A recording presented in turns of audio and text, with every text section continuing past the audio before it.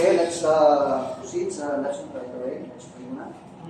Dada, maning buntag. Once again, salamat sa lesson na i-share karong ang buntaga. Untang logo na ni mo ang among kasing-kasing. Among panguna-una, aron kami makakuha sa benepisyo, maka-glorify gihapon same time sa inyo. Salamat sa tanan, hinigihapon ako sa pangalan niya si Jesus. Amen. Okay, we will be getting our lesson from the book of John. It is about the vine. So, hindi tayo masyadong makamili kasi para hindi tutubo ang grapes dito sa aming pero sa Baguio. Pwede dito. Pwede dito. Okay, so meron ko silang inalter. Nalay mga variety sa grapes na pwede sa kapitan. Okay, so requesting everyone to please open the Bible in the book of John, chapter 15. Among dyan. Chapter 15 verses 1 to 8. Pwede rin yung basahin ang nasa screen. Okay, yung malaki-laki na rin. No? So let's start in verse 1. It says here, I am the true vine, and my Father is the gardener. He cuts off every branch in me that bears no fruit, while every branch that does bear fruit, He prunes, so that it will be even more fruitful. You are already clean because of the word I have spoken to you. Remain in me, as I also remain in you. No branch can bear fruit by itself. It must remain in the vine. Neither can you bear fruit unless you remain in me. So, inulit niya. Sabi, I am the vine, you are the branches. If you remain in me, and I in you, you will bear much fruit. Apart from me, you can do nothing. If you do not remain in me, you are like a branch that is thrown away and withers. Such branches are picked up and thrown into the fire and burned. If you remain in me and my words remain in you, ask whatever you wish, and it will be done for you. This is to my Father's glory, that you bear much fruit, showing yourselves to be my disciples. So ito, nilalagpasan lang natin ng mga scripture. Pero grateful ako kasi pag-dive ko sa scripture na to, I was convicted. Meron talagang deep message siya dito. Now, if we are to make a title for this lesson, ano kaya ang magiging title? Isa from yung nabasa niya. Ano kaya ang magiging title nito? Bear much fruit. Ano bro? Bear much fruit. Bear much fruit. Okay. Check natin. Alright. So, sabi dito, babasahin natin ulit ang lesson. Pinapakita sa atin na you will bear much fruit. Alright?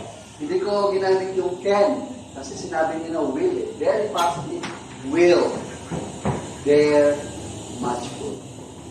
So, ano mga paborito yung prutas? Durian. Durian. Mangga. Mangga. Pero iba, hindi lahat yata gusto yung durian. Hindi lahat. Ang amoy pa lang, ayaw nila. Katurang mga apoy. Apoy? Mahal ba? Mayabano. So, mayroon tayong klasik-klasik prutas. Pero pag ayaw natin, sige, enjoy kayo. Gusto yan, ako hindi. Pero ano kayang prutas ang pinag-uusapan ni Jesus ito? Anong klaseng prutas? Spiritual fruit. Spiritual fruit. Okay, let's check. So, very positive and encouraging. You will bear much fruit. So, it was also mentioned in the Bible, the fruit of the Spirit. Love. So, natin ang love. Joy, peace, patience, kindness, goodness, and faithfulness. Anong na-notice nyo sa mga fruit na to? Invisible yan. Ano yan? Nakuha siya. Itong Sa picture, one word. Hindi yung prutas. Hindi yung prutas. Fruits of the Fruit of the Spirit. Of the Spirit. Abstract. Diba? Iba-iba. Pero actually, ito yung mga fruit na gusto natin. May nagmamahal sa atin. Yes. Gusto natin ng joy. Ayaw natin ng sadness. Gusto natin peace. Especially sa bahay, no? Ayaw natin ng blue. Patience. Pero alam mo lahat ito, saan manggagaling? Layo. Spirit, yes. Pero saan natin makikita? Hinahanap. Kasi hinahanap natin sa ating mga kasama sa bahay. Yes. Gusto natin may nagmamahal sa atin, bibigay ng joy, peace. Pero, itong fruit na sinasabi ni Jesus Christ, you will bear much fruit. He said, you. Ibig sabihin personal. Gusto natin ng love. Ibang tao, pero ikaw ba nagmamahal? Ikaw ba ay nagbibigay ng joy, ng peace, patience, kindness? So these are the qualities. So you will bear much fruit. Ito bang gusto mong fruit sa life mo, sa character mo? Minsan, ayaw natin, no? Parang gusto natin ganda pa ibang mga character na magaganda. So ngayon, anong reason why you will bear much fruit? Ano kaya ang reason na napaka-positive ni God na sigurado siya? You will bear much fruit. Ito mga good qualities. Una-una, sabi ni Jesus Christ, I am the true vine. Ano bang ginagawa ng vine? O, anong gagawin ng punuan? Supply ng Supply, di ba? Mula sa ugat, nakuha niya na yung mga nutrients, spread out niya sa mga branches. And the good news is, we have a true vine. Hindi siya yung mga nagkukunwari vine. Pero sigurado tayo kasi our supplier is Jesus Christ. Pangalawang reason na bakit sigurado you will bear much fruit. My Father is the gardener. Yan tayo ng master na gardener, expert, ano pa mga quality sabihin mo. We can never compare this kind of gardener. This is already our God, the Father. Anong in-expect natin sa tanim kung ang gardener natin ay si God? So sure talaga na you will bear much. Another, why we need to bear much fruit? Because we need to give glory to God. It's but right to give glory to God. Kasi God did already everything. Kung kulang pa, more is coming. Glory that you bear much fruit. It gives glory to our Father. Yun bang desire natin? You want to glorify God? Let's bear much fruit. Amen. And, reason pa? Kasi ipapakita natin, I am a disciple. And we need to bear much fruit. Kasi ito yung paraan ipakita natin, tayo ay disciple. So ang tanong, are we acting like a disciple? Or are we really disciples? So, we know now how to show people that we are disciples if we bear much fruit. So, wala na tayong problem sa supplier, sa gardener. And we have additional reason to glorify God and to show that we are disciples. Ano bang kulang to make these things happen? Ano pang kulang? So, unang-unang challenge sa atin, He cuts off every branch in me that bears no fruit. So, ano ang reason bakit kailangan putulin? Ano ang reason? Para hindi na nagbumunga. Para hindi matakdan ang uban. Hindi matakdan ng uban. So pa? Sa lingsing. Sa lingsing, alisdan. Aron nga dili siya magsayang sa resources. Okay, so sa plant yun. Pero kung sa atin personally, God is cutting. It's a discipline. Illustration ng ating may branch na tayo. So, the reason why kinakat, kung babasahin natin, it says, it does not bear fruit. Hindi namumunga. Putulin natin ito.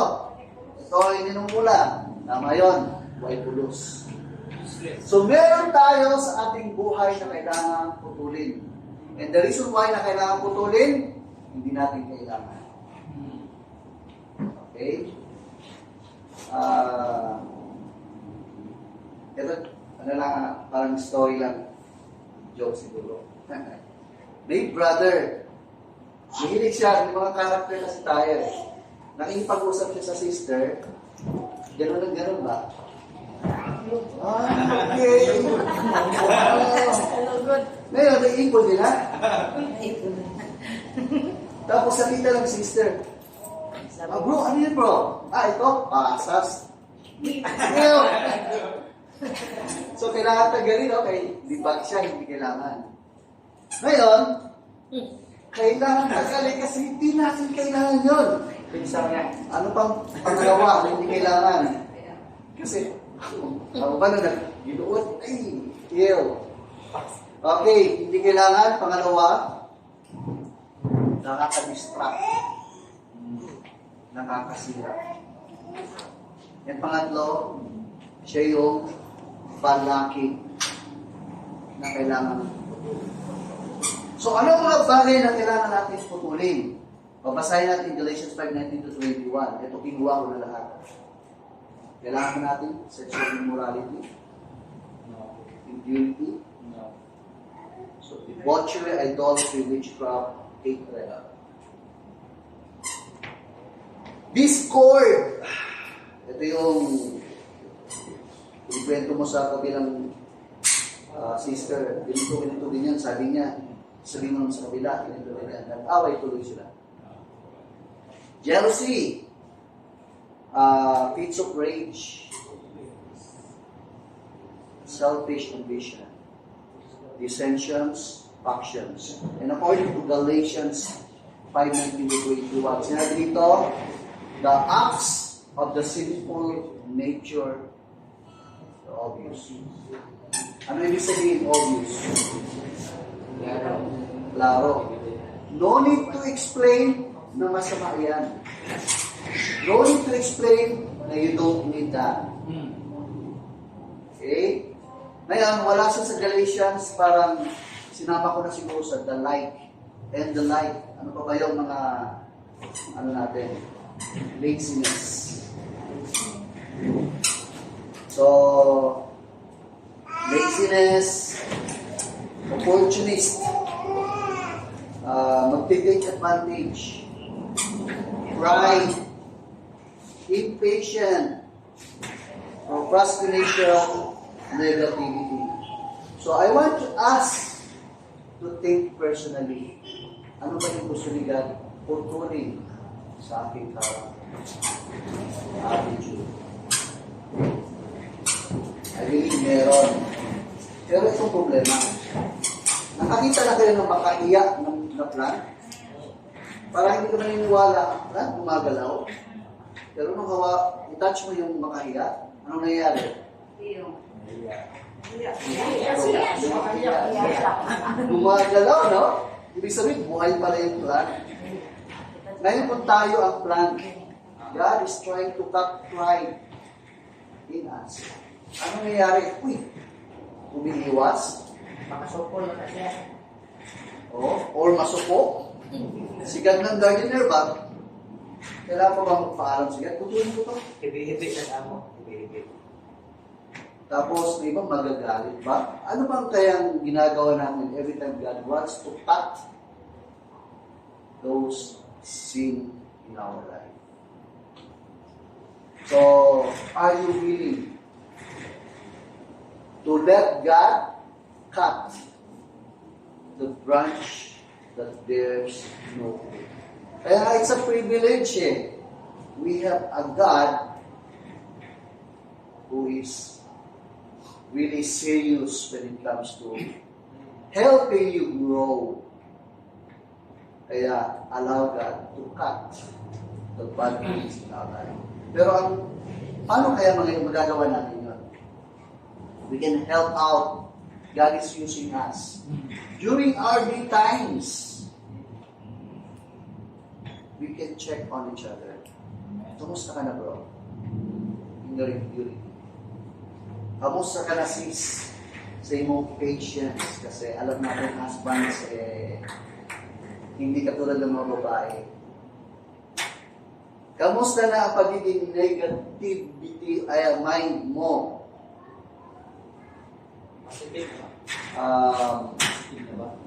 Nagsisik advice pa tayo o nag-decision na lang direction. Minsan, parang seek advice ng detail, pero parang nag-inform pa na lang. Gagawin ko to. So, kailangan natin magtanong sa isa't isa. So, meron ako isang brother na nanitay, kinallege ko siya. Alam mo kung anong challenge ko? Sabi ko, bro, subukan mo magtanong. Kasi sometimes you don't know really what's going on sa iyong heart.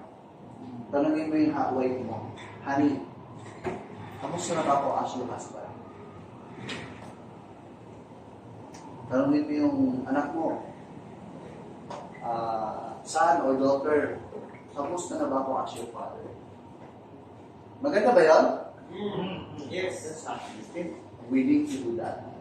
Kasi ang mga tao sa palibot natin is like our mirror. There are things that we are not aware na, alam, ganito pala ako. Okay? So, allow ourselves to be cut so that we will bear much fruit. Ito yung obstacle.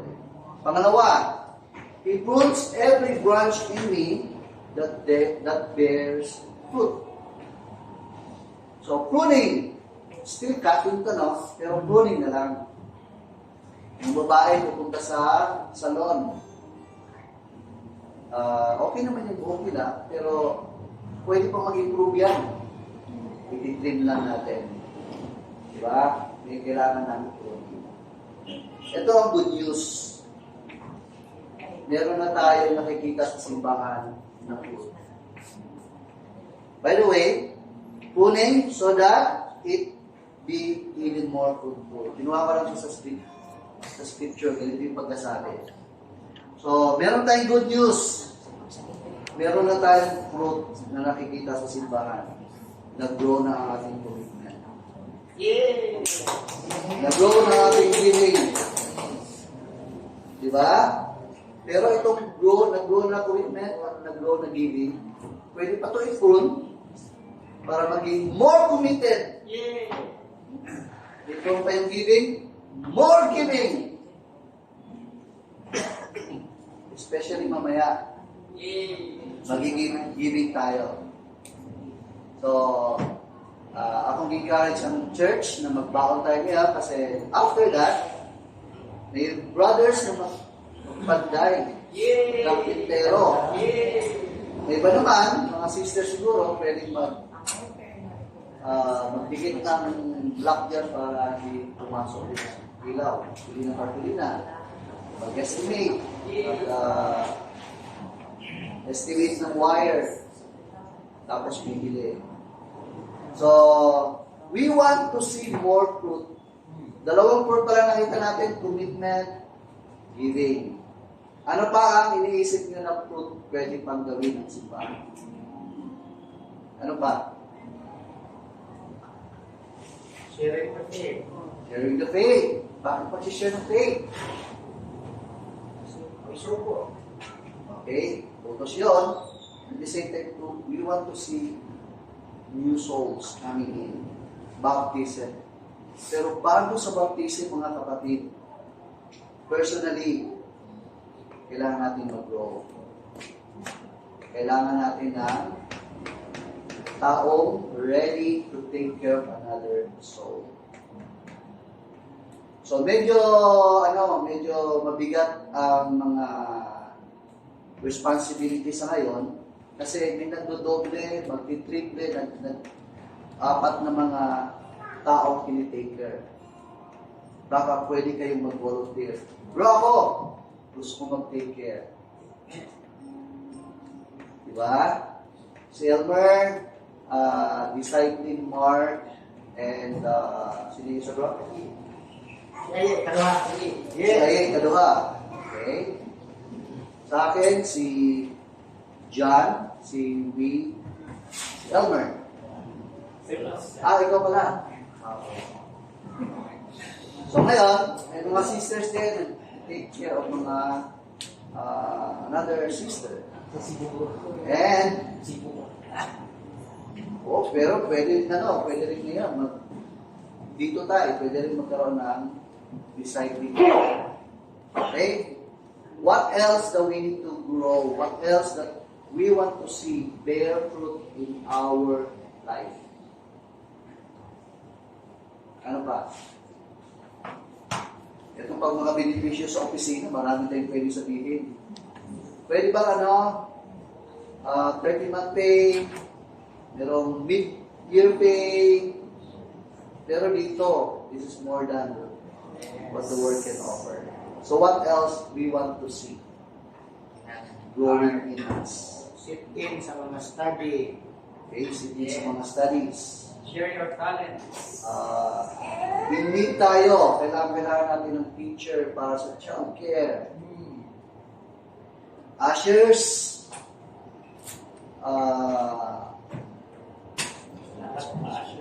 Mga ushers, like after ng service natin siguro, baka pwedeng walis, map, arrange, or kung mga pwede natin magawa. So, God is calling us because He wants to see us bear much. Itong pangatlo, remain in me as I also remain. Very convicting. Minsan tayo na ang umiiwas.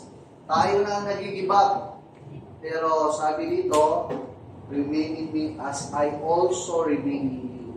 Walang question sa side ni God, sa side ni Jesus Christ. For sure, He will remain. And make sure na ngunit ang ating needs. Pero ang tanong naman, tayo ba, are we making every effort to remain in Him? Sabi dito, no branch can bear fruit by itself. Kaya wag na kayong magtaka kung meron tayong fruit na konti lang or walang fruit. Because this is a sign how much we remain. So, no branch can bear fruit by itself. It must. Kailangan to remain in the vine. Neither can you bear fruit unless you remain in me. Ito, pinapakita sa atin ni God, I am the vine, you are the branches. Anong ibig sabihin ito? I am the vine, you are the branches. So, actually, something na we need to be convicted. Bakit? Hindi pwedeng balik na rin. Si Jesus Christ, si God lang ang pwedeng maging vine. Tayo mga branches lang. Dapat dependent tayo sa Kanya. Parang maninigo tayo kapit sa Kanya. Kasi kung gano'n ang heart natin, naninigo tayo because we know that we will be supplied richly.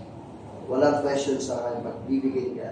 If you remain in me and I in you, you will bear much fruit. So, pag sinabing, if you remain in me and I in you, you will bear much fruit.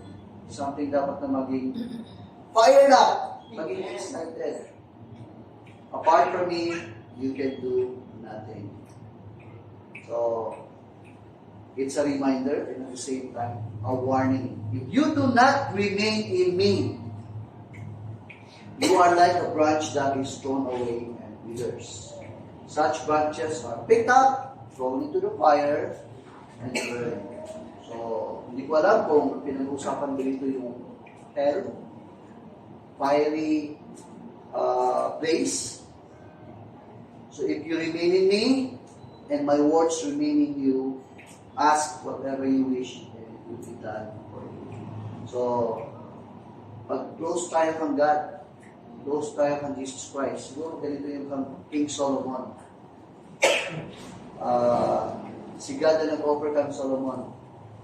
You can ask for riches, you can ask for your enemies to die, I will do it for you. Pero ang hinihingi ni King Solomon, ano? Wisdom. Okay? Si God na nag-offer na, itong gagawin ko sa iyo, ano, gusto mo ba ito? Pero iba yung hinihingi ni King Solomon. So, hindi ko alam pa ang ibig sabihin dito ni Jesus Christ, if you remain in me and my words remain in you, ask whatever you wish, I will be done for you. Siguro, wish that is according to His will. Now, for our communion, brothers and sisters, sino may alam sa story ng Footprints in the Sand? Ano yung story na to? Dalawang footprints. Dalawang footprints, tapos naging isa na lang. Yeah. Sabi niya, Dalawang pair. dalawang pair. Sabi niya, magkasama tayo naglalakad, pero bakit ngayong naghihirap ako, nag-struggle ako, isa na lang. Set of footprints. Diyan, nalungkot siya. Pero sinabi, huwag kang malungkot, kasi hindi ka na isa. Yung footprints na yan, hindi sa'yo. Akin yan. I'm the one carrying. So, ito yung mensahe na sinabi sa third point. Remain in me, as I also remain in you. Ikaw, give up ka na. Pero si God, will not give up. So as we take the bread and the wine, it's a privilege. We have this kind of gardener, father, friend. You can name all the good things of God. And sana makamotivate sa atin to grow and bear much. Let us pray. Father in heaven, maayong na God, it's very true God na we are so privileged knowing that we have Jesus as our true vine, God our Father as the gardener, and it's but right that we to glorify you, showing that we are your disciples. And God, we apologize that ikaw na yung nag-initiate to cut the bad things in our life. Apologize kasi kami pa yung hindi willing God.